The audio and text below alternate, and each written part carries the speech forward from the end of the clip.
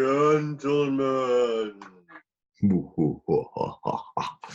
Today, on a grim and solemn episode of The Bunny Rabbit's Hole. I don't know. So anyway, if you didn't know, this is The Bunny Rabbit's Hole, and what we do here at The Bunny Rabbit's Hole, myself, Jason, and my co-host, Craig. He's not my co-host. He is the co-host, our co-host. Not my show. It's our show. Want to get that out of the way. But at the Bunny Rabbit's Hole, we do shit like that. We go off on tangents because we talk about a central theme for a while, and then we find something that inspires us to talk about something else. And then we talk about that for a little bit until finally Craig gets tired, or we get at that, like, got it, time, shut up, get back to the point. Right. And we bring it back to the same point, and then we talk about something else. Right. And as Jason said, we pick a central topic. We usually research it for a week, sometimes two. We research both sides, both for and against, and then we kind of throw our opinions in there. So this is entertainment-based, not completely factual-based, because sometimes opinions are not facts. And if you're easily offended because I have a really fucking raw sense of humor, you might want to leave. Yeah, sense of humor gets raw-dogged a lot. So, yeah. All right, let's just jump into it. What are we talking about today, Craig? We are talking about, well, originally we were going to talk about obscure haunted places. Yeah. And so we decided to just go local because most people that are in other areas don't know about what's going on local with haunted areas. Right. And a lot of people like to travel to haunted places. And you live in an area that is, relatively easy to get to. I live in an area that's relatively easy to get to. And there's a lot of really cool shit, spooky-wise, in both of our areas. Right. I, of course, live in the Pacific Northwest. Craig lives in the Midwest. Yes. And before we go too much farther, because, we're always digging for sponsors. Tonight's episode is brought to you by a Crown Apple and Monster Energy Drinks. Yes, they are. By the way, not a sponsor, but please be one. That'd be cool. That'd be cool. So, before we get started on this, I got to bring this up again because I like watching ghost hunters. I like watching, all those different YouTube channels that go investigate and stuff like that. But get rid of the fucking music and don't tell us what the fucking EVPs say. Let us figure it out on our own. Yes, we've talked about this 1,000 times that it's like, didn't you hear it said, get out? No, but that's all I hear now. Right. I thought it said, get it. As in, get it, girl. Oh. Yeah. He's just a horny dog. Right. Hey, some ghosts are horny. There have been, cases of ghosts raping people. I think it said, get in the van. He was a pervert, a pedophile. It could have been a WWE fan and said, get the table. Okay. Yeah. Could be that. You never know. Or maybe it was just gibberish. It could be. It's hard to tell. Because, who's to say that your ghost speaks English? Right. So you did some research on areas near you. I'm going to kind of go more from personal experience than actual, I know we say we research both sides, but this is ghosts and we believe in ghosts, so fuck the other side. That's true. I mean, yeah, there's a lot, like, when you watch those ghost hunting shows and they have the spirit box that that's bullshit. You're picking up radio waves. I don't give a fuck what you think it says. It's picking up radio waves. Or somebody's in the other room with a fucking walkie-talkie, and because they all have walkie-talkies anyway. Yeah. So, I don't buy the spirit box. So there's your against. Okay. I'm not against the idea that through a different ranges of spectrums that you probably could capture something. Like there's been a lot of phenomenon where in white noise, which you don't really see anymore because with digital cable, you don't really have those static channels anymore. Right. But there's a great Michael Keaton movie called White Noise where he's hearing voices through his television set. it's a phenomenon that used to be where, and the television waves are picking up, Right. interference from extraterrestrial or paranormal. Right. Well, Poltergeist, the movie, was a good example of that as well. Right. Exactly. Carol was sitting there watching. Sucked into it. So. Right. But so, anywho, what area are you going to be talking about tonight, Jason? So, I'm going to be talking about the great and weird city of Portland, Oregon. Ooh. And that's like right across the river from you, right? Yeah. So I live in a suburb of Vancouver, which is on the Washington side of the Columbia River. And so I live about 15 miles, 15 minutes, whatever you want to call it, from Portland. But I spend a lot of time over there. My brother lives over there. And there's a lot of really cool, haunted and spooky places.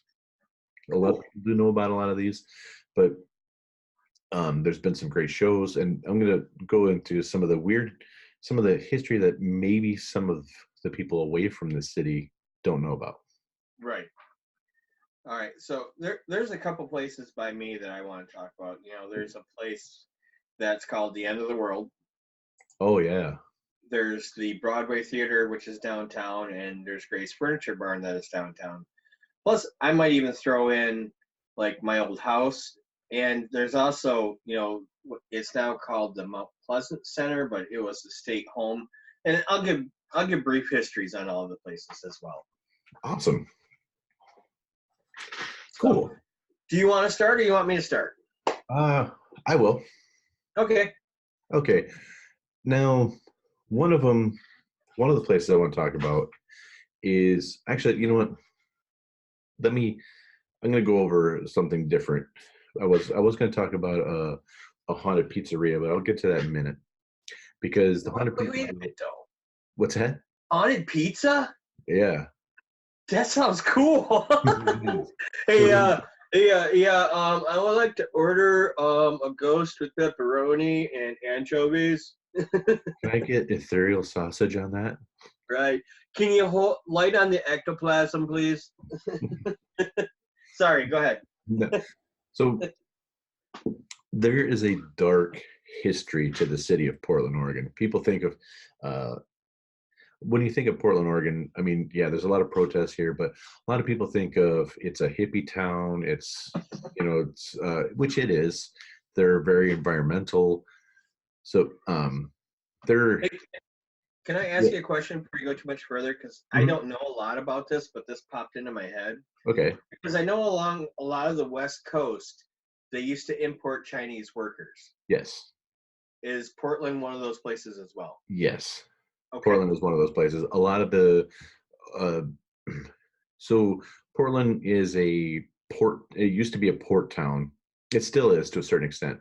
It used to be a port town because the Columbia River is like the third or fourth largest river in the United States, and it goes right into the Pacific Ocean. And Portland is like, 100 miles inland on the Columbia. Then the Willamette River comes off of that. And so the main town is separated by the Willamette River, which comes through. Now, years ago, like in the early 20th century, the aught nines and earlier, Portland was a much different town back then. Now people think of it as, granola eating, peace loving, Birkenstock wearing, patchouli smelling people. Tree hugging. Yeah. It is all that now. Back then, it was a den of opium, iniquity, debauchery. How come nobody's named a band Den of Iniquity yet? I don't know. Sorry. Go ahead.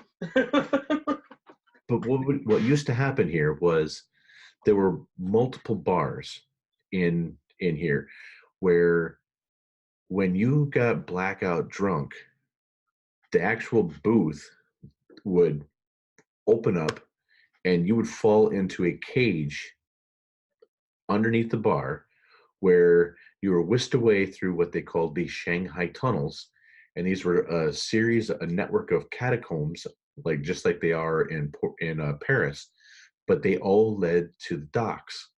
And what would happen was you would get thrown on a ship, and by the time you woke up, this ship would be out in the Pacific Ocean where you had two choices: work or swim home.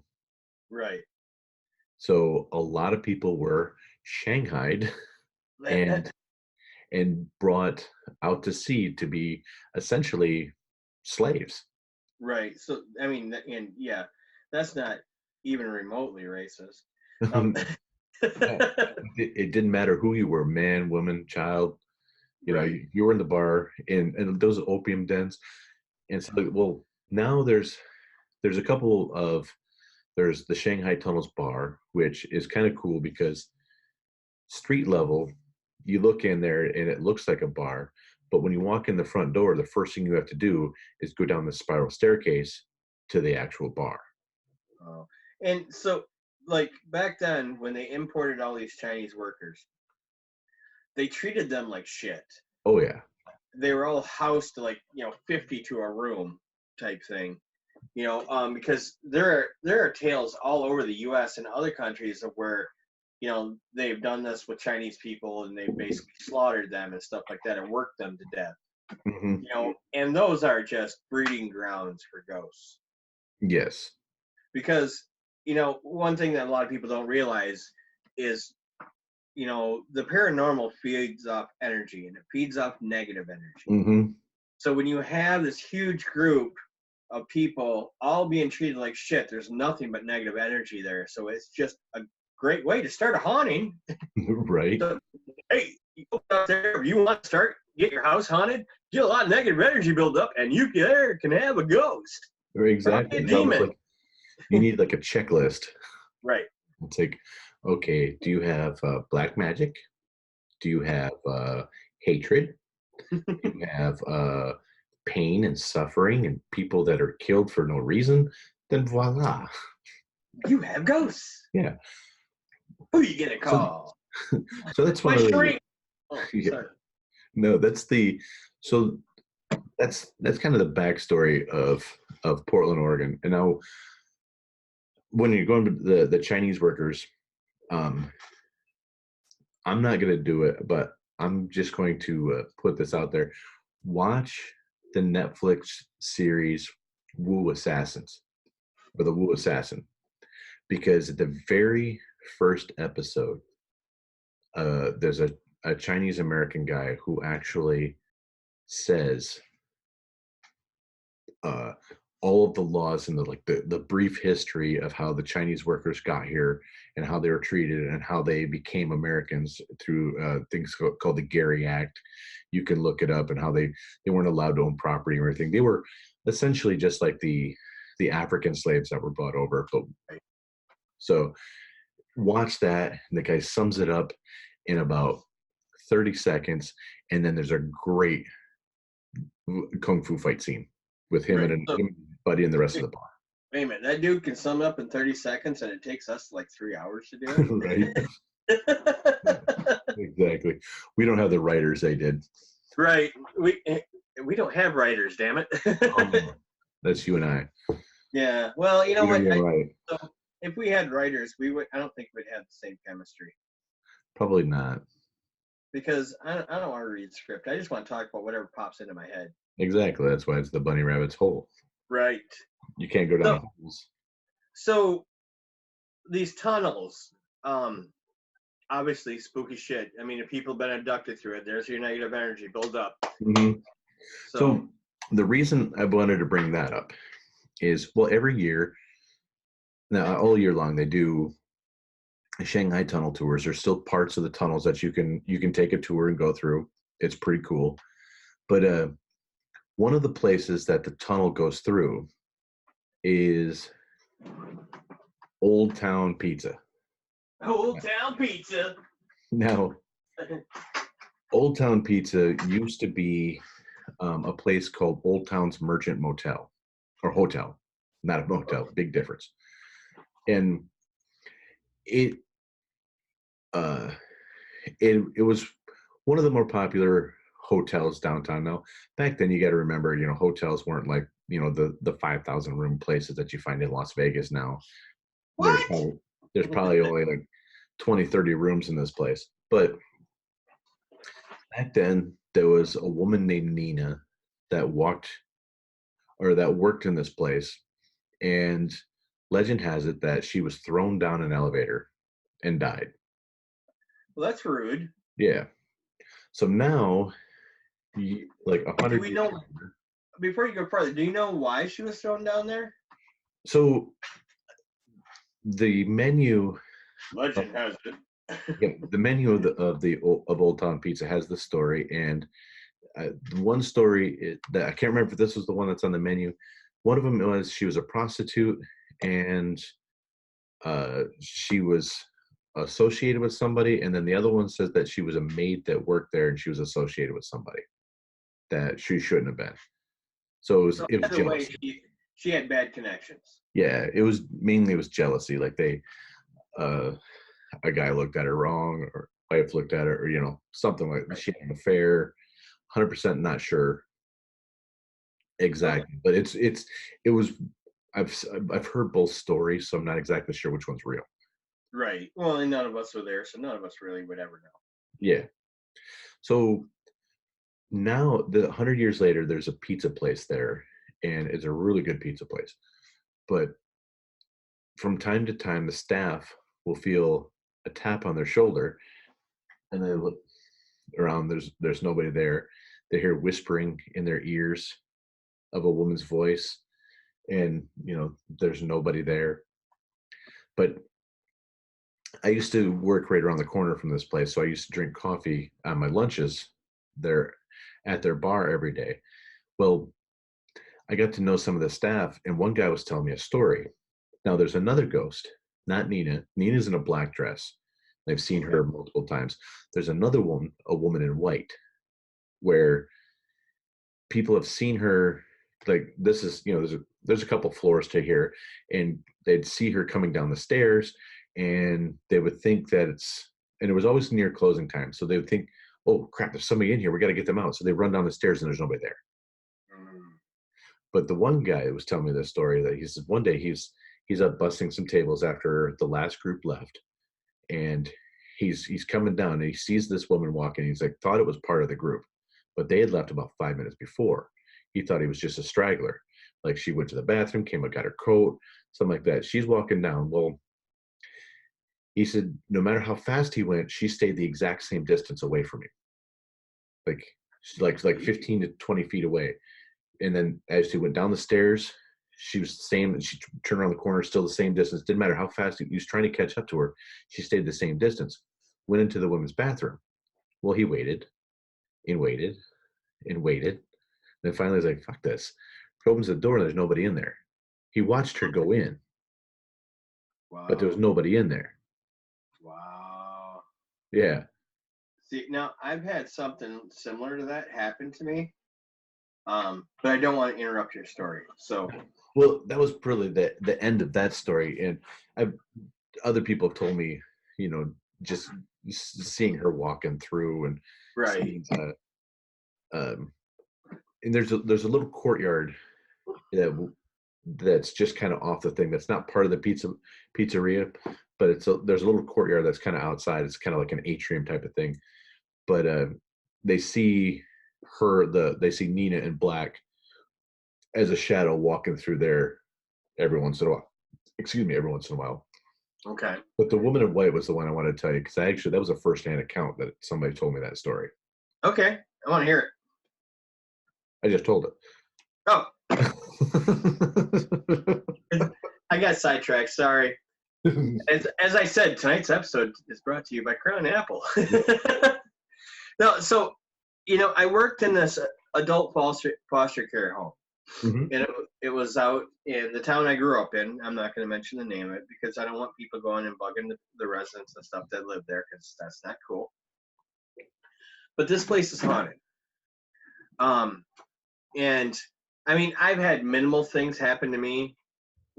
Things like one of the residents who wasn't very verbal, was mostly grunts and stuff like that. when I'd work nights, I would check in on him in the middle of the night to make sure he's okay, because I'd hear something, and I'd go in there, and he's sitting up talking to somebody, which is all grunts, so you can't understand what he's saying. If I ask who he's talking to, and he starts pointing at his closet. Okay. But there was one night, like my brother worked there too, and my shift is over. He's coming to pick me up, so I'm sitting, by the front door watching out for when he shows up, and in the position I had, I could see down the hallway where the bedrooms were in the bathroom, and out of the corner of my eye, I see the bathroom light flick on and the door closed. So I'm like, okay, well, I'm going to watch, let the midnighters know who's going to the bathroom, because we document all this stuff. Mm-hmm. So I'm sitting there and I'm watching down the hallway. Light goes off. Door doesn't open. So I'm like, all right, this is weird. I better go check on this. So I get up, I go down, I open the door, I turn on the light. There's nobody in there. Weird. Now, there's other things that have happened in this house. Like my brother and this girl that he worked with, we'll call her Rainey, because we don't need to share real names. Their midnighter called in, so they split the midnight shift between the two of them. She took the first half, he was going to take the second half. So there's this room at the time up above the garage that was attached to the house that you just went up a stairway and you were in it. So he went up there, like spread out some blankets and stuff, laid down and took a nap then she'd wake him up when it was her turn, or when it was, his turn to take over. Right. So he's up there, he goes to sleep, and then he would wake up from time to time hearing somebody come up the steps. Now, granted, there was like cleaning supplies and stuff stored up there, so he just kind of didn't think anything of it. And like the fourth time this happened, he's starting to get irritated. He's like, God, I'm trying to sleep. I got to work too. And so he opens his eyes and he sees somebody. He sees a silhouette against the window. And he's like, well, that's weird. So he's just kind of like, and he just went back to sleep. Well, then it happened again. And this time he woke up and he couldn't move. Call it sleep paralysis, call it whatever you want. He couldn't move, but then he heard his name being called. He's like, he heard, blah, blah, blah, blah. I'm not going to say my brother's name. And then he was like, it was really weird because it was from the Rainey's voice. And then he heard Rainey downstairs in the kitchen talking. He could hear from where he was at. And then he started freaking out, and he still could not move. And then the voice that was up there with him changed into something more aggressive and said, Rainey better come get you. Yeah, Rainey's coming. She better come get you. If she doesn't get you, I'm going to get you. And then all of a sudden he could move, and he just like flew down the stairs. Oh shit. But this girl, that Rainey girl that he worked with, she dabbled a lot with like Ouija boards and stuff, to the point where she could just take a glass and a piece of paper, write letters on the piece of paper, set the glass on there. She wouldn't have to touch it, and it would move on its own. So whatever is there, I firmly believe followed her there. Yeah. Because I mean, she told me stories about how she would be sitting in her house and she'd be on the phone with a friend telling them exactly what was going on. Like, she had a lamp with a light shade on it. The light shade would just start spinning, and then it'd go faster and faster and faster, and shoot up in the air, come right back down to the same spot, spin, and then stop. So, like you're saying there, the show The Haunted on Netflix, it's a whole series of people that get interviewed about exactly that. But there's one in there, it's very interesting. This guy he's bawling, and he's like, places get haunted, people don't get haunted. That's what I used to believe. Right. And it's kind of interesting because he had moved, but the apparition, demon or whatever it was, followed him everywhere he went. Right. But there are ways, and I'm going to take a brief aside here. There are ways where you can clean this stuff from your house. I mean, call me full of shit, call me whatever you Spiritual will. cleansing with Craig. Right. But I've done it in my own house where I just basically, I'll wear a crystal, I'll hold the crystal, close my eyes, and I'll vision a white light that surrounds me and eventually just expands out to the whole house and pushes anything negative out. And I do it from top to bottom, side to side, all directions until it's just a giant bubble that covers my property. So you're like Goku from Dragon Ball Z. You're just like, right. Cool. But Sorry, that's the only takes Dragon Ball reference I'll ever make. Right. But I have I don't to know do anything it. else about Dragon Balls. Yeah, I have to do it like every 6 months or so. Mm. So it's just one of those things, but there's also things that you can get. Like we had our crystals episode, which if you haven't watched, go back, check it out. Check it out. But there's something called black tourmaline. Mm-hmm.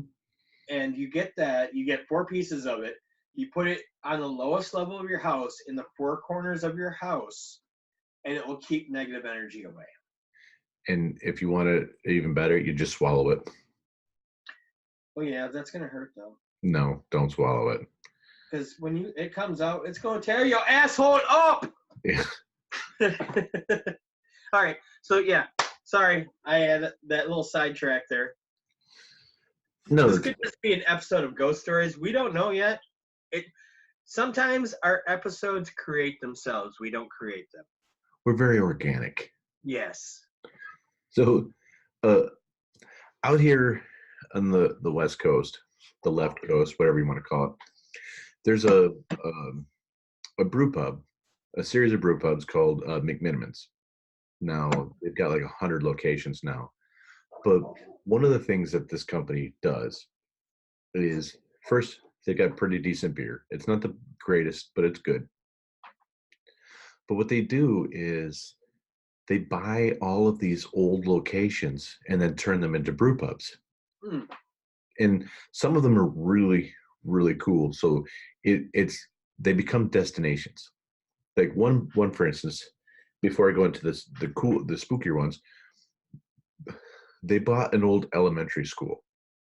It was called Kennedy School, and that's the name of the location. Now, what they did with this is every single classroom was a different themed bar. Huh. So you go into each room, it's like there's an English room, history room, math room. But they turned the gym into a movie theater.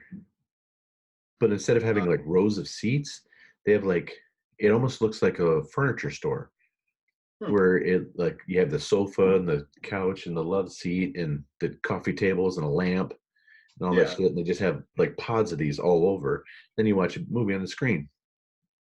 So what'd they do with the sex ed room? That you have to sign a waiver to get into. Oh, okay. And you have to sign the waiver. Swingers unite! Oh, sorry. You have to sign the waiver because if you have a latex allergy. Right. Yeah. So, but I mean, they do cool things like that with them. Well, 2 places I'm going to talk about is their White Salmon location and then their Edgefield location. Now, the White Salmon location is another hotel that is very similar to the hotel I just talked about. But this one has multiple ghosts that run through this thing. Now, what it is it's a bar at the bottom, and then the second floor is just a whole bunch of rooms. They're tiny rooms, almost like a halfway house type rooms. The bathroom is down the hall type of thing. You just stay there because it's a place that you rent a room there before you go drink in there so you can go crash. Right. Essentially is what it is. Well, my buddy had a birthday party there. This was years ago. And, well, it was his birthday, his band played there, and then they had the after party up in the hotel. Well, I ended up crashing in one of the rooms with some of my friends. And in the morning, when I walked outside the door, they were sitting my one friend was sitting in a chair, the other one was sitting on the bed, putting his shoes on. I walked out in the hall, and the door slammed right behind me.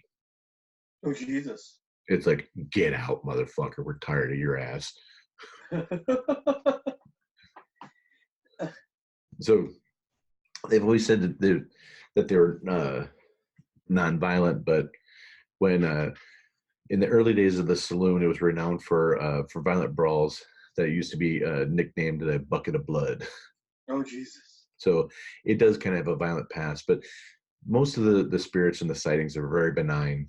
The worst one that I could find was a waitress got pushed down a flight of stairs.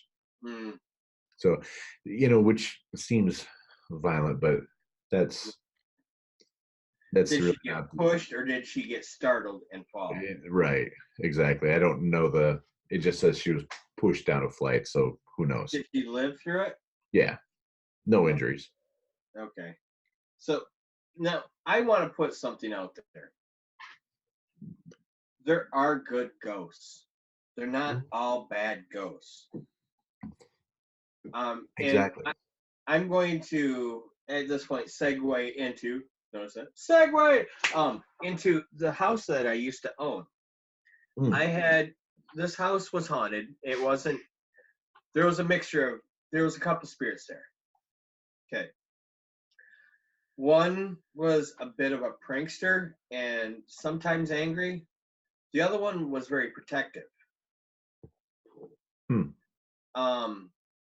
So I guess the best example to share would be, after I got divorced, my oldest son got sick.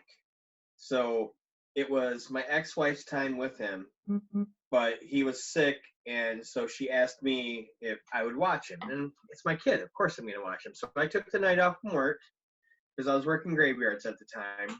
And him and I hung out in the living room, and he was, getting a fever. And, our parents' remedies, which we carry on, was, all right, go take a bath. That's what we used to do back then. And so I got him to go take a bath. So he goes in there and takes the bath. And he's in there for probably about 45 minutes and comes out. And he comes out and he's all excited. I'm like, what are you all excited about? And he's like, so I was in there and I was laying in the bathtub and I think I started falling asleep. And then I felt this breeze go by my head and something slam in the back of the tub like this. And it snapped me awake. He's like, and I think it was, Grandma saving me, because if I would have fallen asleep, I would have slipped down in and drowned. Oh, wow. So he believed that it was my mom that was the ghost there. Oh, wow. He's never met my mom. Right. She passed away before he was ever born. Right. But I mean, this house, I actually had a group of ghost hunters come into this house. I don't know if I ever told you this story. So there was this guy that I worked with, and him and his wife and a couple of their friends were interested in paranormal. So they wanted to, and I just tell them some stories about my house. So he's like, can we come in? I'm like, yeah, go ahead. So I invite him in. I was there when they did it. Of course, nothing happened because, they're not like fucking trained puppets. They're not going to act on command. Right. But, I mean, I'll share some instances of things that happened in that house when I lived there. So when I was still married, I would be laying in bed with my then wife, and my side of the bed was by the door, and hers was by the wall. So I would be laying there trying to sleep, and I would feel somebody sit on the bed right next to me on the edge of the bed. And I'd be like, this is fucked up. Right. So what? I'm like, I refuse to be scared, so I'd just roll over into that spot. And then it would be gone. Other things that happen, because like I said, I work graveyards a lot. I woke up one day because I heard my front door slam shut. Probably about 2:00 in the afternoon. And then after I heard my front door slam shut, I heard at the time what I believed to be my then stepmom's voice calling my name. So I got up real quick, got dressed, went downstairs. Nobody's there. Front door's locked. So I'm just like, well, that's fucked up. Now I'm up for nothing.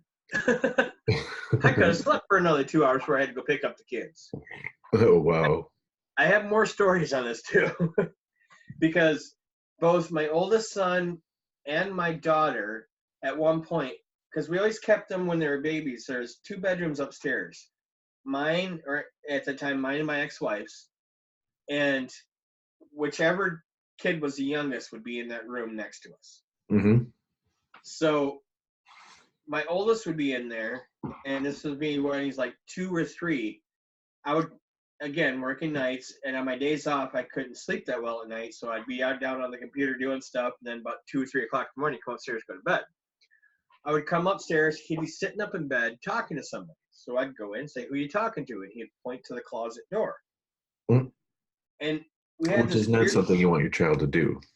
right. And we had this really weird kind of creepy closet there where you open it up and it traveled the length of the house, but it was like, you know, it's where the house peaked where it's coming down. Right, it's almost like an attic type of thing. Yeah, yeah. And it was spooky. So, yeah, you saw it, because we were in the dock up there. Yeah. So he did that. Then, you know, like 5, 6 years later, my daughter would do the same thing. And so that was a bit freaky. Or I'd be sitting downstairs, be the only one in the house, and hear footsteps and voices upstairs. Mm. And I would just yell at, knock it off, you know, and it would stop. Mm. After I got divorced, I got a roommate. And, you know, I would always have, everybody felt creeped out by the basement. You know, and he lived down in the basement. Mm. One day, we got home from work, and he worked the same shift I did. We were both on graveyards.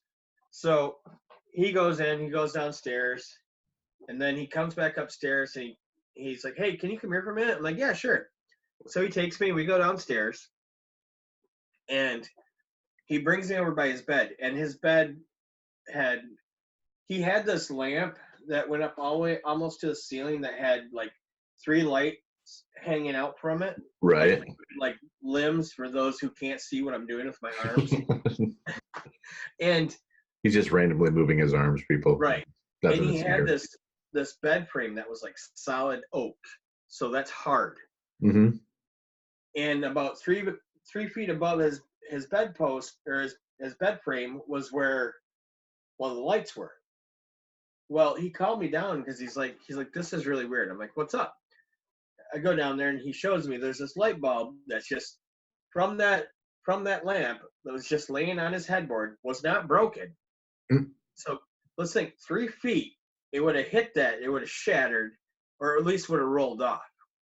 And it was laying like that when he came home. So when I came down there and we're both down there looking at it, at that point, it just rolled right off and hit the floor and shattered. Oh, jeez. And I was like, huh, I guess you got to clean up. And I left. Well, see, it was all good until you showed up. Right. So I'm going to share one more story because whatever haunted that house did not like my choice of women. Mm. Yeah, that's a smart ghost. It really was. Until this one, it probably, yeah. But like, whenever I had somebody over that I was dating or something like that, shit would happen. So there was one girl that I was in a relationship with, and we were having an argument. And we were sitting on my bed. I was sitting like with my back to the wall, and she was sitting facing me. So we were like, you know, and we're just talking, trying to work out our problems, you know, because communication is key. Right. And I always had a can of Coke on the bedstand next to me. And I'm talking to her, and she's like looking over my shoulder. I'm like, finally, I'm like, what are you looking at? And she's like, I didn't want to say anything. I'm like, what? She's like, I keep watching that Coke can, and it keeps rocking. And it wasn't an empty Coke can. It was like half full. She's like, it would rock 3 times and stop.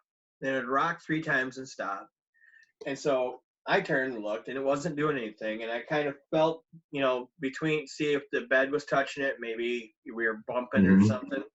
there was probably about an 1.5 inch gap between the bed and the table, so bed was not touching the table. And I'm just like, well, guess it doesn't like you. Guess what you were arguing about doesn't matter, huh? Right. But yeah, I mean, there was just bunches and bunches of stories like that about that house. So this isn't my story, but it's going to lead up to a story that involves me. So a coworker of mine was very in tune with the seeing apparitions. Mm-hmm. Okay.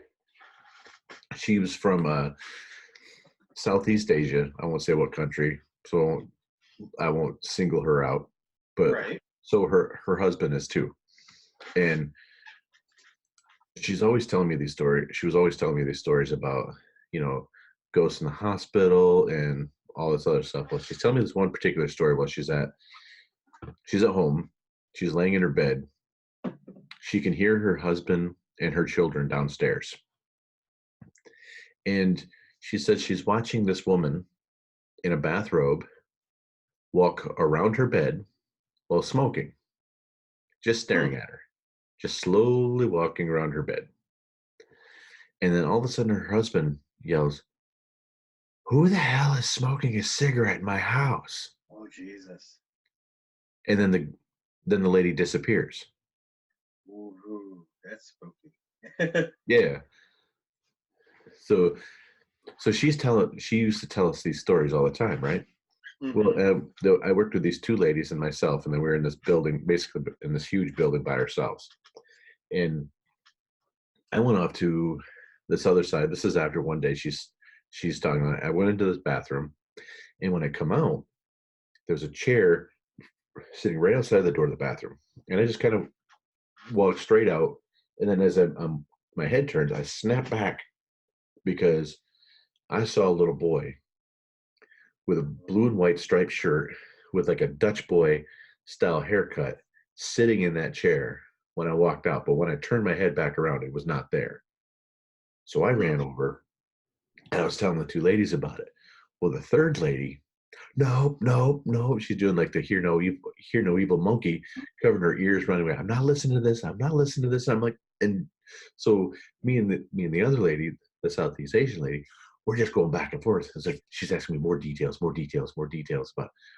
about it. Well, after that, I would see and hear things in that building all the time. So it was like talking to this and her being so in tune actually kind of opened up me as a vessel to witness more and more stuff within this building. That makes sense. It really does. It's I've always been relatively in tune with that, but then there's just times in my life that I just get busy and I just don't notice or don't care. Or you don't want to. Or don't want to. Exactly. Because the home that I grew up in, my parents still live in this house. This is back in your neck of the woods. Right. There was, like we said, these shows evolve organically. Now we're just telling ghost stories. Right. But, the home that we bought, an elderly couple lived there. They raised their family there, and then the husband died, not in the home, but he was pretty much dead in the home, and then they took him out. He died in a nursing home a few days later, type of thing. Right. Well, when my parents bought the home, they purchased all of the furniture that came with it too. So we basically moved. They basically took their pictures, and that was it. We bought everything else. Wow. So one of the things that was there was this old desk. Now, we had that desk all over that house, everywhere. It didn't really matter. But when we put it in this front bay window area, every day about 3:30, you would hear that desk creak like somebody is leaning on it, getting out of a chair. Right.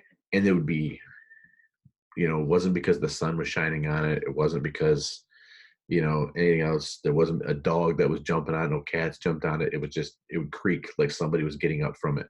Right. every single day at this particular time. And coincidentally, right around that same time was about the same time that the mail would show up.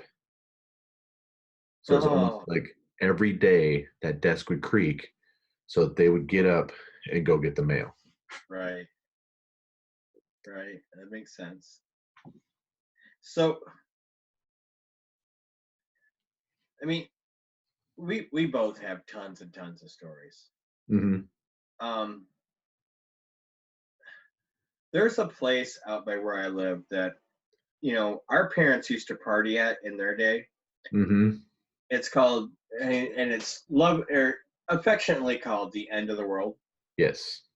Okay. Now, some history on it. There used to be a church out there, and where the preacher out there had these two huge black Doberman pinchers. Mm-hmm. Now, there was rumors that the preacher was doing some untoward things that were not necessarily very religious, maybe somewhat anti-religious. Right. But eventually the church had burned down. But people would still see those dogs like running everywhere and then just disappear. So talking to some people, because I've been out there a couple times. Yeah, it's got a creepy feeling, and it's really weird because you drive out there and you swear to God on the way out there you drove over 3 bridges, but when you come back out you only drive over 2. Right. And it's just weird. I think it might be a trick of the mind. That one I don't put a lot of credence to. But I had this friend who had gone out there, and she told me the story. She said it was really weird because they went out there and they saw these 3 teenage kids on the side of the road, and she's like, it was really weird because they're like all dressed up like hippies and shit. Mm. And she's like, we drove by them and they waved at us as we were going out there, so we waved back and went. And she's like, and when I got home, I told my mom about it, and my mom just started freaking out, and she couldn't figure out. She's like, why are you freaking out? Their mom went and got this newspaper clip about 3 teenage kids that went missing back there, and had a picture of the 3 kids. And she saw the picture. They were wearing the exact same clothes, everything to a T. Wow. Yeah. So I mean, it's believed to have had occult activities back there, possibly sacrifices, and it had a lot to do with the church that burnt down. Now, I don't know a lot of the facts about it. My parents told me the story about the church. I don't know if they told me because they were trying to scare me, because you know my mom. Yeah. Or you knew my mom. Yeah. But she was really into ghost stories and shit like that. So she could have fabricated a lot of it, but I mean, there's tons and tons of stories, but they're hard to find. I was actually just looking it up as you're talking about it, and one of the websites I found was Thumper Talk, and that they actually have a little bit on here, but it's just basically more about riding trails rather than ghost stories. Yep. Yeah, I found that site earlier. And the other ones you'll find to talk about the parties that back in the 80s that Central used to throw called the End of the World. Yeah. Which I never went to. Which I never went to any of those parties because I was too young. Yeah, same. I mean, the last one was in 1986 where they arrested like 68 college students. Yeah. I was a little young then. Yeah, I was 14. Yeah, I was 12. Yeah, so. But yeah, so I mean, another place where I live, unless you got more. Oh, good. I have a few more. Do you want to take your turn? All right. So another one is a haunted place in Portland. Is actually, and I know this is going to be cliche, it's a cemetery. No. Yeah. It's actually called the Lone Fir Cemetery. Now it's the Lone Fir is because there's actually now deciduous trees are very rare where we live out here. It's basically fir trees everywhere. With the exception in this cemetery, in the northwest corner, there's one fir tree, which is still standing today, and that's where it gets its name from. All the rest of them are, big broadleaf deciduous trees. Okay, I'm gonna stop you for a second Uh-huh. because I feel really stupid. I know part of me knows what a deciduous tree is, but I can't. I feel stupid right now. So ones that lose their leaves. okay, thank you. Okay. So there used to be another cemetery closer to downtown. All right. Now, I talked about that river, the Willamette River that went through. Most of Portland used to be on the west side of that river. Well, this cemetery is on the east side, or quite a ways on the east side. But they realized that there was a whole bunch of graves that were down along the waterfront that they wanted to move. So they disinterred all these bodies and then just basically dumped them in the Lone Fir Cemetery. So there's 25,000 unmarked graves within this cemetery. And they're still putting people in it now. Wow. Yeah. Now, we were talking about the Chinese that were brought in. There's speculation that there's even more Chinese people buried in that cemetery, to making that 24,000 even higher. Oh, wow. Yeah. Now, just like you talked about before, if you want to have that magic elixir of hauntings, the pain, the suffering, the tortured, the dejected. It's funny because those are also the same qualities that make a good writer or artist or musician. That's true. That's true. I once saw a quote that if you want to be a good writer, experience a lot of pain. Yeah. I can see that. Because then you're able to like put it into words. Yeah. And make other people feel what you're talking about. First, have a decent vocabulary. Second, a lot of pain. Right.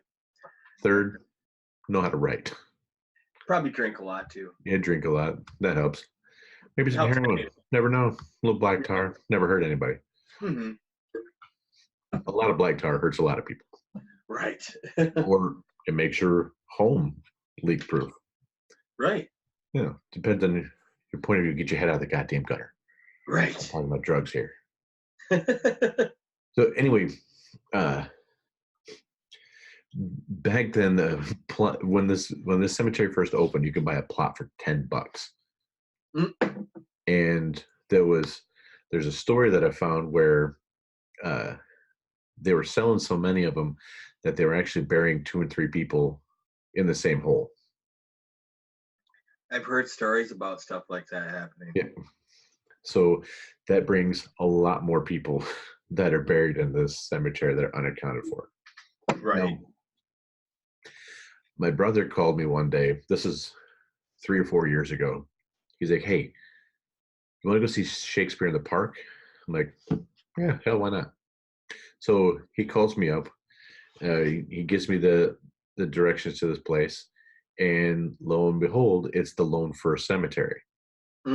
So this is a very haunted cemetery in Portland where I saw Shakespeare in the park. I saw Macbeth done in this park, which was kind of cool. And I have a picture, and I'll put it on our social media channels, because the bus that carried the actors to there was actually parked an inch away from a gravestone. Jesus Christ. Yeah, so they almost ran over a grave while they parked their bus. You know, I'm gonna put this out there right now. There are graveyards, cemeteries. Sorry, cemeteries that you can walk in and you can feel the energy. Oh yeah. Every cemetery you go to has its own energy. Some are peaceful. Some are just fucking dark. And there's certain cemeteries where you can walk from one part to another and you can just feel the air change. Yeah. For example, the cemetery my mom's buried in, like she's towards the front of it, and where she's at, it's fine, but you still get, you can feel that opposing feeling coming from, if you go to the back of the cemetery. The only thing, I mean, it feels dirty, it feels evil. It's as if somebody did sacrifices or something back there. You know, and I don't know for sure, people have, I don't know anything like that, but that's just a feeling you get. And it just feels evil. It feels horrible. It feels dirty. Yeah. You know, so, but then there's another one, you know, the one by Nelson Park when we were kids. Yes. That one is the most peaceful cemetery I've ever been to. Yeah, we used to play in that one a lot as kids. Yeah, and I mean, I like cemeteries because I don't see them as an end so much as a beginning. Because it's starting another chapter. You know, yes, one chapter ends, but every time a chapter ends, a new chapter begins. The book never truly ends. The book is always continuing. But that cemetery, I mean, I would go there whenever I was stressed out or anything like that, and I'd feel better when I left. You know, so that is a good cemetery, you know, but like I said, every cemetery has its own energy. And a lot of it has to do with either somebody did some fucked up rituals or they buried somebody there who was really bad. Yeah. You know, you never really know. Well, we did that one in the spookiest places. There was a cemetery where essentially they shut it down. You basically, it's under lock and key. There's parts of it you cannot go to because there was an apparition that was attacking people. Oh wow. We talked about that on there, where people are getting scratches and being punched. I'm gonna put this out there real quick.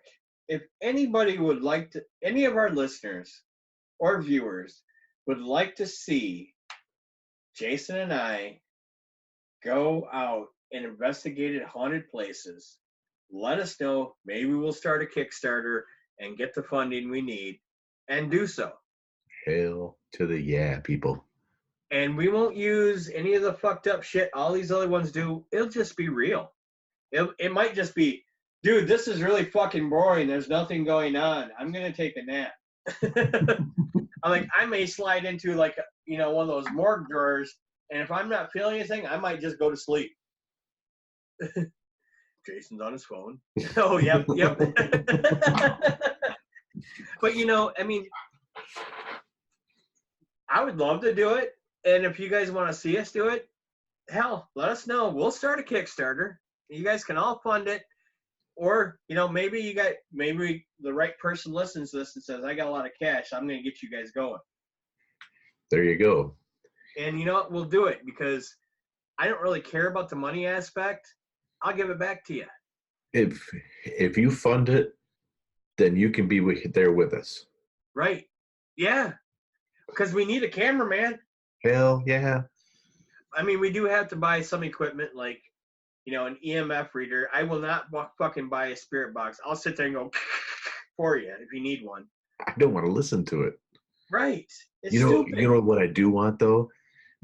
Is I want the little FLIR style camera that gets the stick figures to dance. Yeah.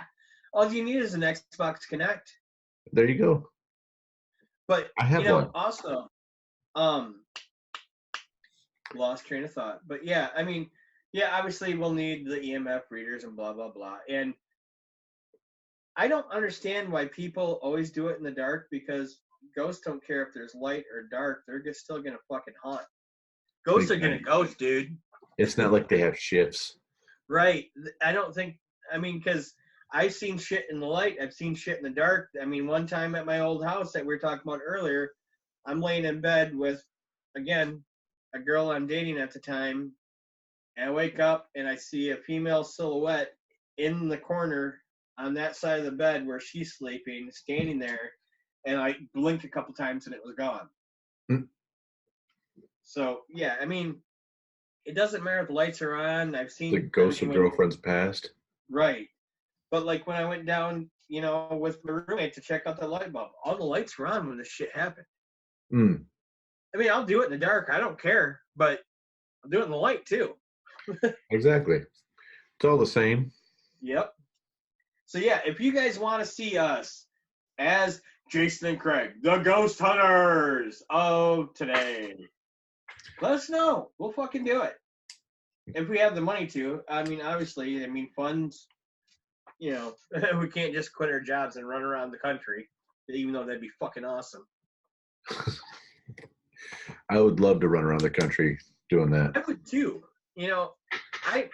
I'm not a materialistic person. I never have been, as you can see by my surroundings. I mean, I don't even display my artwork. This is all my kids' artwork. But I have a whiteboard. I have a map of the United States. And I have my degrees right there. And then I have a monitor that I'm working on and a window.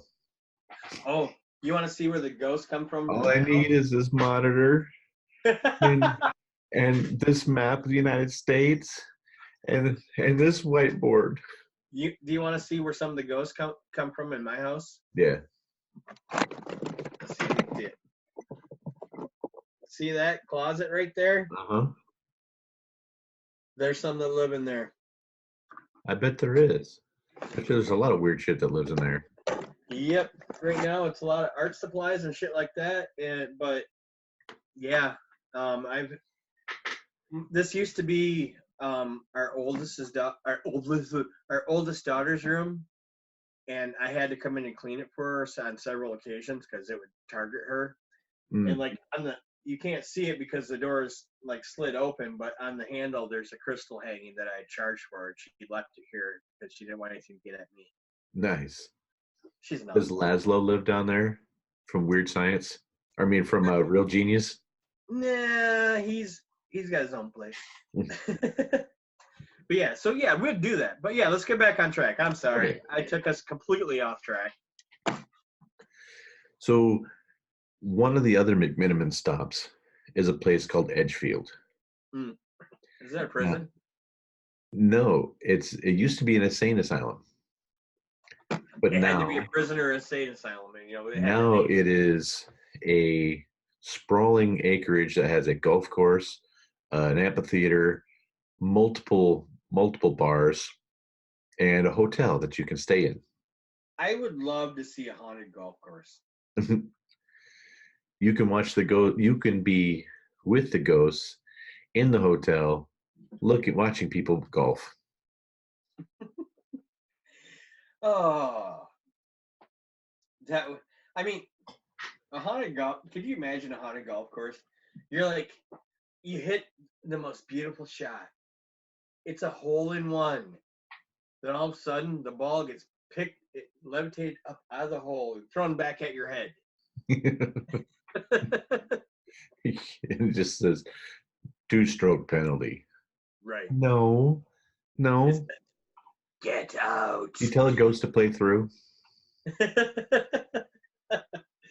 But I mean, do you remember the house that?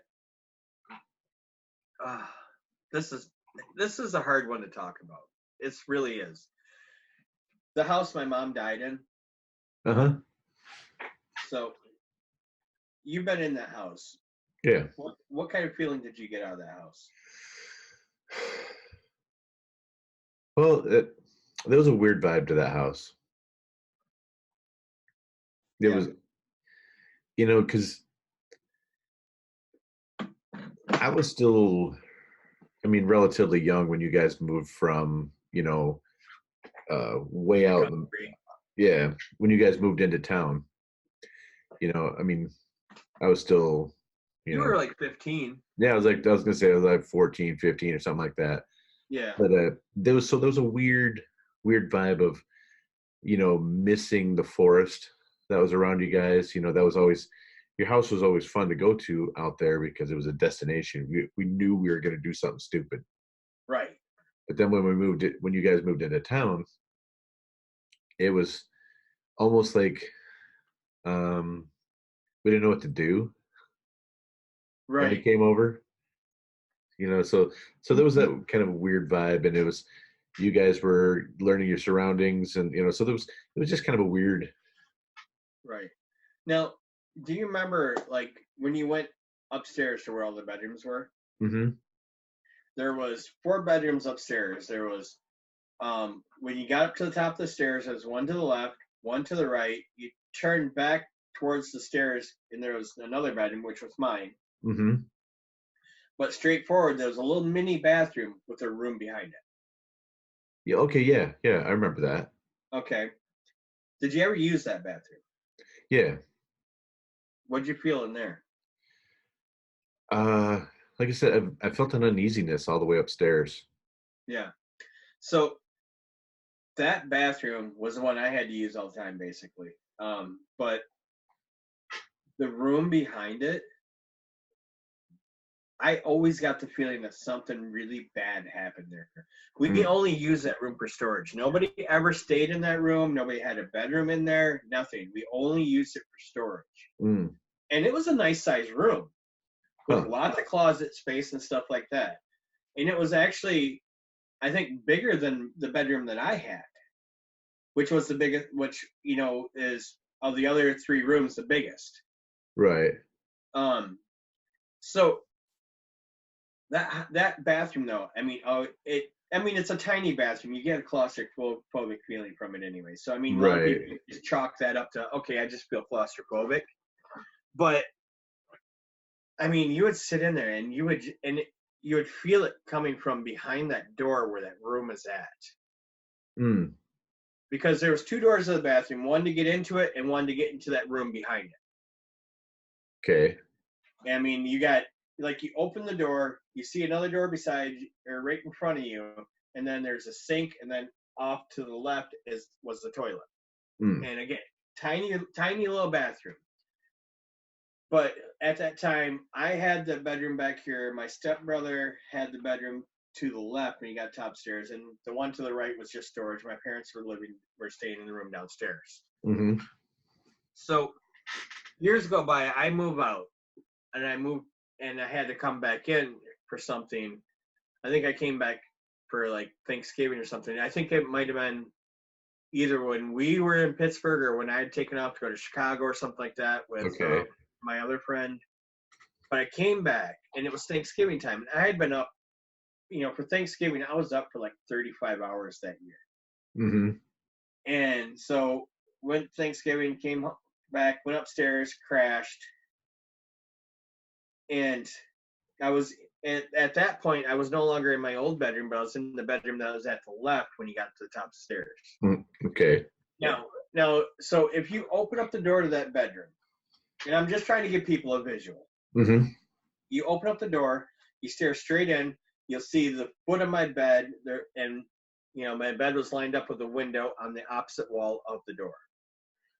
To the left was another wall with a window. To the right was just another wall, and the closet was on the same wall that the door was on.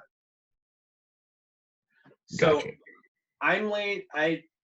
After Thanksgiving, we had the whole family get together.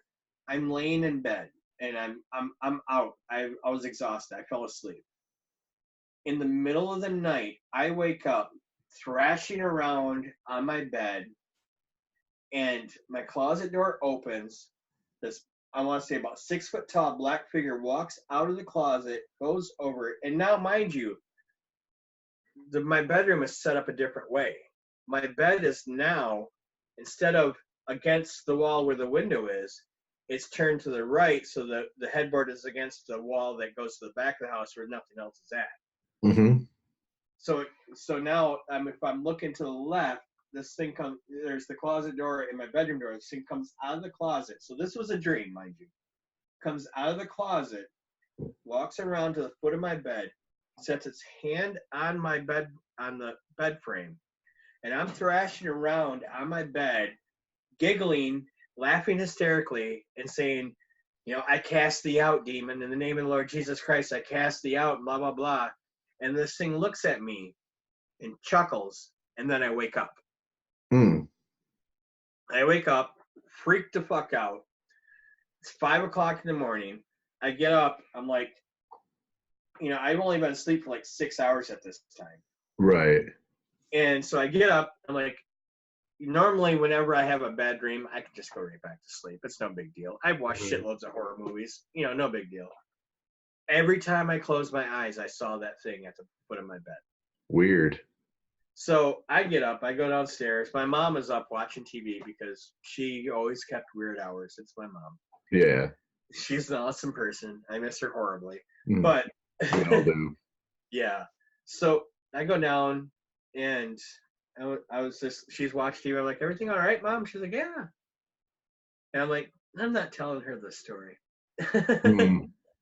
So I stayed up and watched TV with her a little bit. Then eventually went back up and took another nap. Now, was it a lucid dream? I remember every fucking detail of this. Okay. See, I've had multiple lucid dreams throughout my years, and they are some of the most vivid, thought-provoking, weird, and almost inspirational at the same time. If you've never had one, it's really weird. It's because you're asleep and you're aware that you're asleep, but the dream is so vivid that you're awake. Yeah. Yep. And it's like you're an active participant within your own dream. Right. It's really hard to describe unless you've had one. Now, the very first one I ever had, I know it's not a ghost story, but it involves death. So the very first one I ever had was, I was 8th, 9th grade, something like that. Now, there was a very popular Coke commercial at the time where dad and his little daughter are sharing a Coke. They're having like this father-daughter moment, okay? Right. Now, I had this very vivid dream of the mother of my child is, giving birth to my daughter, and she dies. Oh. And then it goes from there to I now have a newborn baby girl who her parents want nothing to do with helping me. So here I am, a young man trying to raise, I'm a single parent, trying to raise a daughter all on my own that, nobody wants to help me. Right. Now, doesn't seem like that's that big a deal, but over the next couple years, I had that same dream over and over and over again. Huh. I was scared to death of, getting a girl pregnant because I know you're going to die. Right.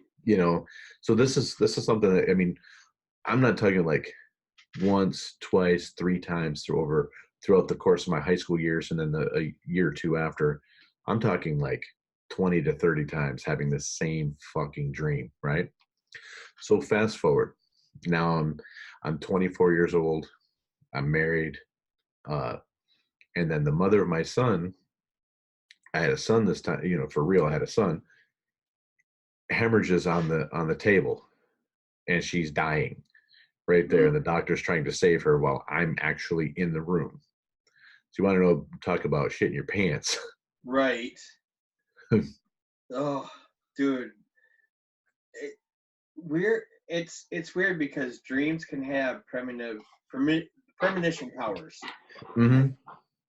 So I know we originally were talking about ghosts, and we're talking about, but hey, you know what? Our fucking podcast, we'll talk about what we want. Exactly. But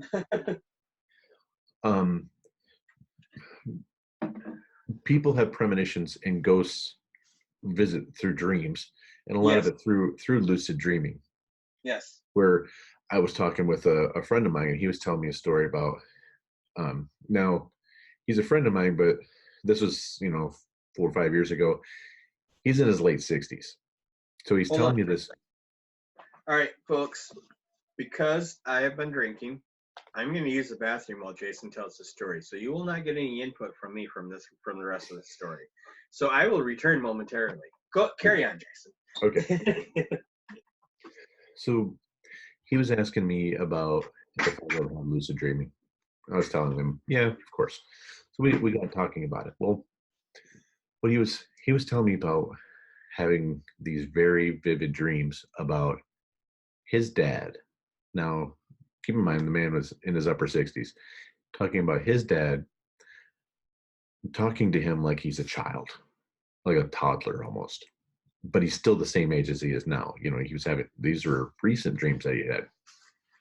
So he's telling me all this, but I'm watching him almost get teary. I mean, not almost. He was getting teary. He was almost crying, telling me this story about how his dad was talking to me like it, basically saying that he was disappointed in how he turned out, disappointed in that he didn't become a better man. But listen to somebody do this now. He was calling it a lucid dream. I thought more of it as it was his actual father was actually talking to him through, divine providence or whatever you want to call it. Somehow he got into this state where he was very in tune and his father got through to him. Then after that, he left the position that we were working at. Because he was my friend, because I worked with him and we became friends. But then he went on to, over the next couple of years, he ended up retiring. He had turned this old barn that he had into a really cool house, actually. So it ended up being like a 5,000 square foot home. And, he helped his wife, through bad health. His daughter had some serious health problems. His son had mental health problems. But after this dream that he had of his father telling him how disappointed he was in him, he turned everybody's life in his around. But I don't think it was actually a lucid dream. I think it was his actual real father telling him, it's like, hey, you've got a limited amount of time to get this stuff done. Right. Now's the time to act. Right. It's interesting, and I think I might want to bring my wife in for this. Okay. Because I can't tell the story as well as she can. Hold on. Let me check, make sure she's available. Okay. So if you want to talk about something else, okay, I'll talk. Fill in the time. I'm sorry, folks. I'm all over the place today. Again, brought to you by Crown Apple, not a sponsor, but please sponsor us. But please sponsor us. So another place in Portland I want to talk about real quick is, I mentioned the river that's between the two halves of the city. It's the Willamette River or the Poop River, whatever you want to call it, because there's a lot of waste that gets dumped into that river. But there's a paranormal occurrence that people have seen on there a lot, and it's a ghost ship. It's a vessel that flows down the middle of the Willamette, and it blasts a foghorn and then disappears. Now, a lot of people say that the foghorn is actually from the railway bridge that's farther along, but it still doesn't. They can get that. They can, say that that's probably where the foghorn's coming from, but they can't dismiss the fact that they see this ship go down the river, blast a foghorn, and then disappear. Lots. Being where I'm at, obviously we've said it on other podcasts. I'm in Michigan, but on the Great Lakes, so many ghost ships. Yes. So many. And we talked about that in our shipwreck episode. So if you have not checked that out, go back and check that out. It's some pretty cool shit. Insert plug here. Right. And I almost violated our golden rule from that podcast. Because our golden rule? Our golden rule from that podcast was don't get on a boat on the Great Lakes in October and November. Oh, yeah. Don't do that. Because a couple weekends ago, at the beginning of October, my wife and I and some of our kids went up to see our other kids that live in Marquette. And we were going to go do the glass bottom boat tour, but there was small craft advisory and gale wind advisory. So they we weren't doing them. Smart. So we were saved from violating our golden rule. See, sometimes the universe just tells you, slaps you and says no. Yeah. And I'm going to warn everybody else, this could be a very long episode because I have so much shit that I could talk about. Right. This might end up being a two-parter. Right. Yeah, fuck it. If anybody wants to listen to a really long one, okay. The Peanut Gallery has arrived, and I'm going to turn this over to her. Okay. And she's going to tell you stories about her visits with her ancestors. And there she is. And there I is. I see. Hey, Jason. Hello. How are ya? Awesome. You? I'm good. I need a nap, but I'm good. He hasn't called me. I needed a nap, but then I got Monster. You drank like a lot of that. Okay then. Yay for Monster. And apple juice. Yeah, apple juice. That's what our daughter calls it. That's what we're calling it. Yeah. So you guys have been talking ghosts. We've been talking ghosts, and I guess you have a story about ancestors. I do. I actually have. I have had since I was a kid. The summer house that my great grandfather built has always had relatives in it. My mom and dad and different people that have stayed there. It's a stone house, and it's 3 stories. Mm-hmm. And on the top story is, they call it the pool room because there's a pool table up there. Okay. And there have been times in the middle of the night that my parents heard people playing pool at like 2 in the morning. And they would go up there and you know, there'd be the balls out and the pool cues and no people. But, oh wow. Yeah. And After. Yeah. And there was another time when I had friends over and we were asleep. So the room that I had as a kid was the room that was my grandmother's when she was alive. And there was one night that there was a couple girlfriends and I was having a slumber party. And this room still has a lot of her toys, things that when the house was being built, it's all gone. Yes, we see that. When the house was being built, it was being built in part by some Native Americans because it was in the Upper Peninsula. And she was gifted some different toys and things like that by the tribes that were up there, and they're still on a shelf. But there was one night as we're having the slumber party and we look over and there is this round ball of light under the shelf with toys that there was nowhere that it could have come from. It was not a reflection from another window. It was not a reflection from a mirror. It was just this happy little ball of light. Oh, that weird. Just kind of hung out for a while and then disappeared. Just a ball, just floating around, just kind of, and it was like it was on the wall. I mean, it looked like what it looked like was if you looked at it, you would have thought that there was a mirror on the wall and it was a light reflecting off of it. Oh, wow. Now, how did you guys feel? Did you feel uneasy? Did you feel content? No, good. Like, it was almost like that light was just there hanging out, being one of the girls. Oh, right on.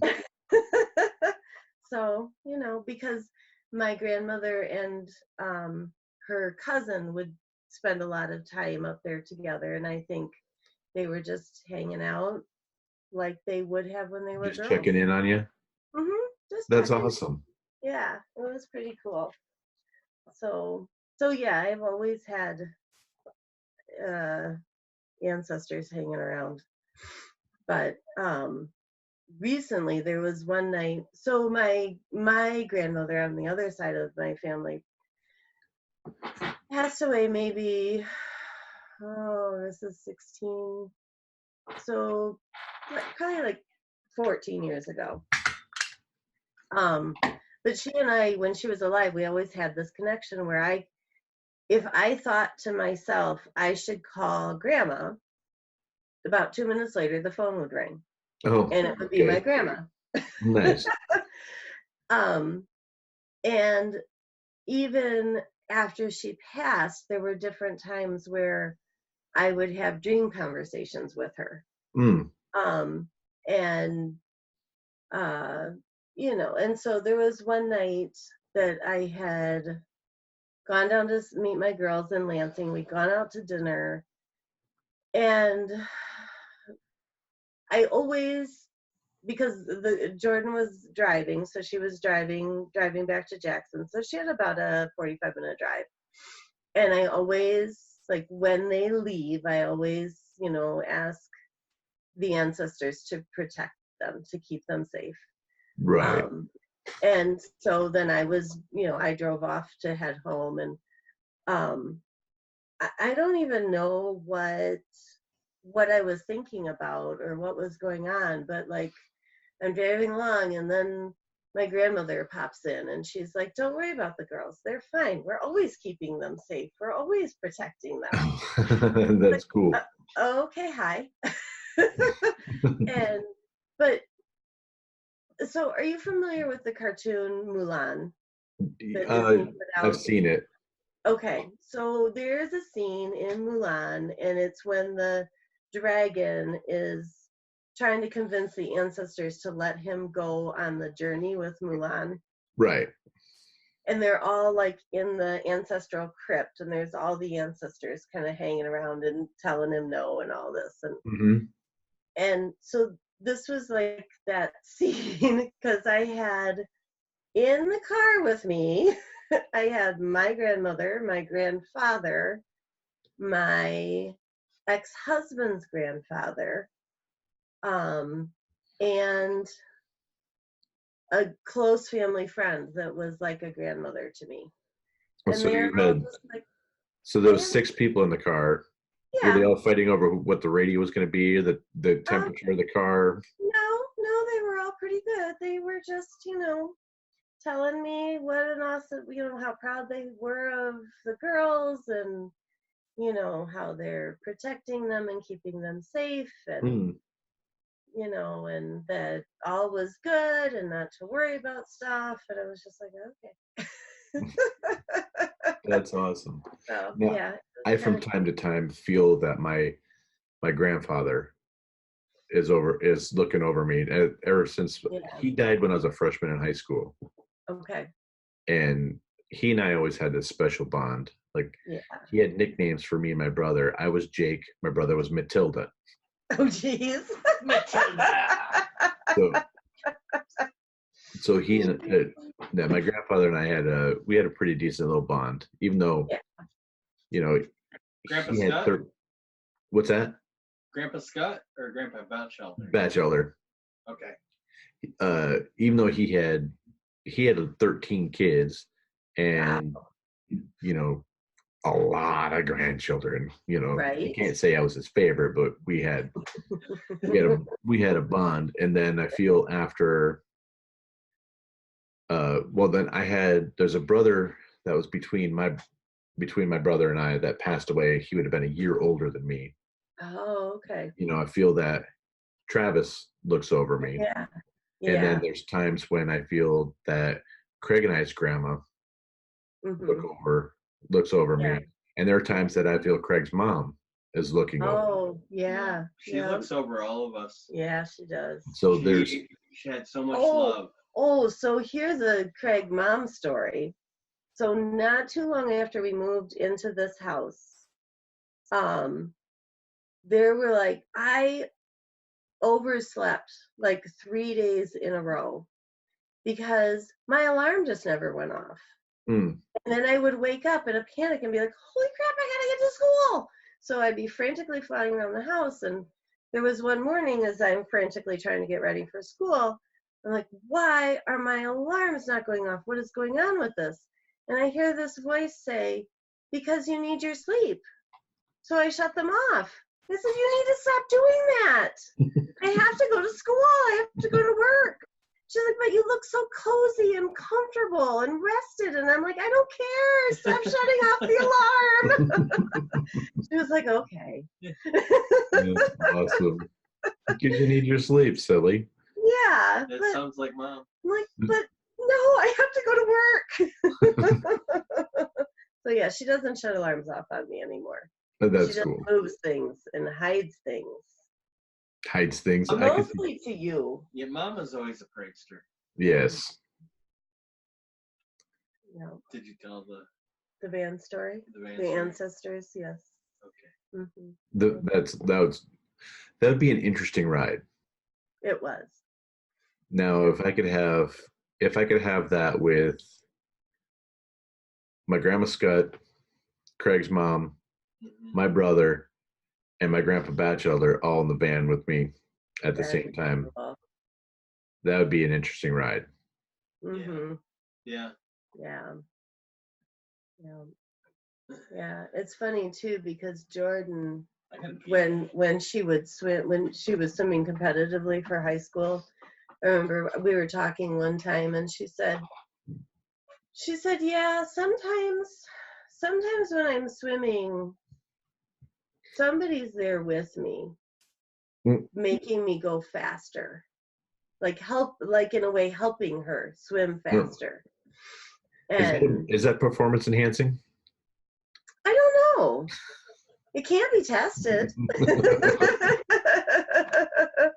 She's like, but not always. Or she would start to feel tired, and she'd get just a burst of energy. So, but. Oh yeah, Craig says that sounds like something his mom would do. But yeah, we have lots of ancestors hanging around us, so which is cool. Yeah. I'm back. You're back. I broke the seal, damn it. All right. You shouldn't do that. All right. I'll tap you out. Okay. See you later. Thank you for the stories. You are welcome. All right. Sorry about that. I'm back. All right. Sorry about that. I'm not actually sorry about that. You're not sorry. No. It needed to be shared because you have all these stories and this is what this is about. Right. You know what? We wanted to do obscure things, but fuck it. It's all about the spiritual realm. Those right. are all kind of obscure. Yeah. I mean. Yeah, they're obscure to everybody but us. I didn't tell about you protecting the ghosts. Oh. Of the Drummonds. She has another story that I think would be really interesting and probably would give me enough time to go across the street and get another half pint. No more half pints. Oh, okay. You tell the story. You were the one that did it. All right. But I think it would be better coming from you because you saw it more than I did. All right, no, Jason, who do you want to hear the story from? Both of you. Both of us? All right. Yeah. Pull your chair up. Okay. And I'll let her do the backstory part of it, and I will give the majority story. Okay. Well, I gave the backstory already. Oh yeah, she gave the backstory about the ghosts that live in the house that my great grandfather built. Look how short I am. Oh, sit up straight. I don't want to. Okay.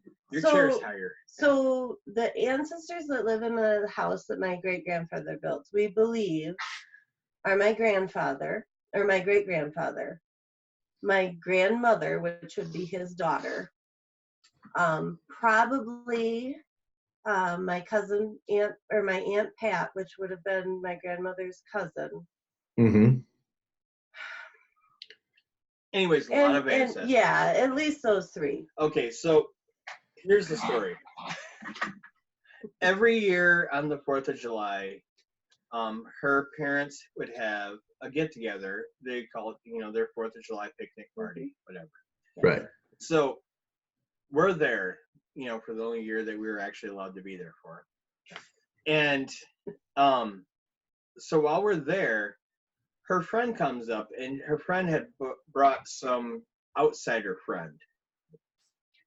So we're sitting there, and her friend's like, hey, and we're having this conversation, and this outsider friend is just giving me this look, and I'm reading her as in, this is a really bad person. So we've talked about empaths before, correct? Yes.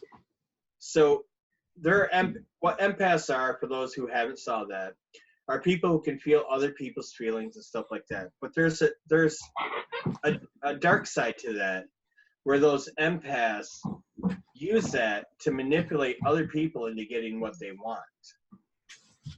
So her friend had somebody with her who was doing something like, who was doing something similar to that. And I was like, you know, she was with her, and she asked Heather if they could go up and see the ghosts. Heather said, oh yeah, sure, go ahead. Well, they didn't want to go see the ghost. She wanted to take her up to see the third floor with the pool table and everything, because it is really cool. And and I didn't think anything of it, because very often we'll take people through the house, because it was built in the 30s, and it's pretty unique. So I didn't think anything of taking her up to see the third floor, which is what we refer to the pool room as. But Craig was like, no, because this girl that was with her, the thing that popped into my head was, she's a witch. And she wants to harness the power of these spirits for ill will. So I told Heather, I'm like, they can go, but we should go with them. So we followed them up the stairs, and we got to the third floor. Mind you, I'd never been up here before. Okay. I'd never been in any of this place. The entire time we're going up there, I can feel all the spirits and stuff like that. Yeah, I know I sound crazy. I sound batshit crazy. Yes, I drank a half pint of rum. But when we got to that third floor, I felt every spirit in there congregate behind me. And they were all hiding behind me while that girl was up there. And that's, when I put the two and two together, that she wants to use these spirits. That's why she wanted to go up there. And I protected them from her. It was something that she knew that they were there? She was told they're there because by her friend. Yeah. It's common knowledge. Okay. Family and friends that the house is haunted. So it wouldn't have been. Yeah, I'm sure my cousin, had told her that there were ghosts. So, yeah. Gotcha. Yeah, so, that's that story. So, besides bad people, besides the lovable Saint Bernard, what else you got? You mean my other Saint Bernard? Yeah. That's two of them. Right. It was he. So this place it's just a really cool place in Portland to go to that I want to talk about. It's called the Witch's House. Okay. Now it's in a big park in Portland. I forgot the name of the park. Cathedral Park. Well, it's a decent little hike, and it's got like this. It's the perfect Hansel and Gretel home. It's just it's out in the middle of the woods. It's old stone. There's no roof anymore because it's gone because it caught fire years ago. But the story of it was a man named Blandford Batch, and that built this home, or he owned the land around there. And seriously, is that his name? Yeah. Blandford Batch. Blandford Blatch. Holy shit. Yeah. Say that 12 times fast. Yeah, exactly. he hired a man named Mortimer Stump. Yes, another interesting name. And over time, that Blatch's daughter named Anna and him fell in love. They eventually, he asked for the hand in marriage. He asked for Anna's hand in marriage. Well, she refused. Or sorry, the father refused to allow the two of them to get married. So they said that they were going to elope, and if they eloped, Blatch said he was going to kill Stump. And when they decided to elope, he learned of it, became very depressed, went days without drinking, or days without sleep, nothing but drinking. And then when he finally came to, he realized that he had shot Stump in the face. Oh, now, I mean, okay, let's stop right there for a minute, and let's just put ourselves in this situation. Yeah. So you wake up and you realize you shot another motherfucker in the face with a double-barrel shotgun. Yeah. Okay, that's even worse, but all right.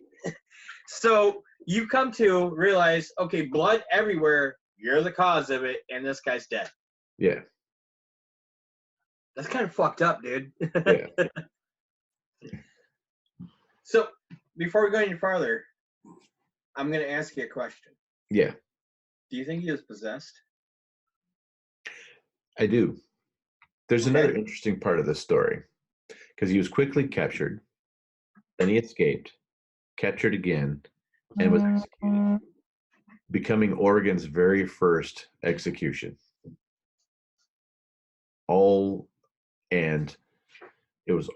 That's what brings the lore of the witch's house even more. It's a creepy little place to hike down to, but because of the death and the heartache and the loss and the Shakespearean element of the whole thing, it makes it a pretty cool site. And I'll put pictures of it on the website. Okay.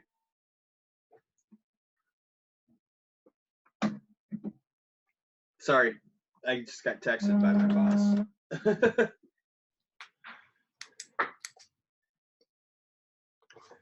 But it's a creepy place.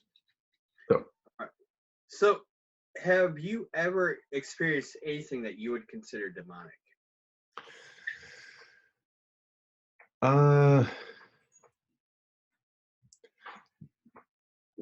Not really, no. Okay. I have. Okay.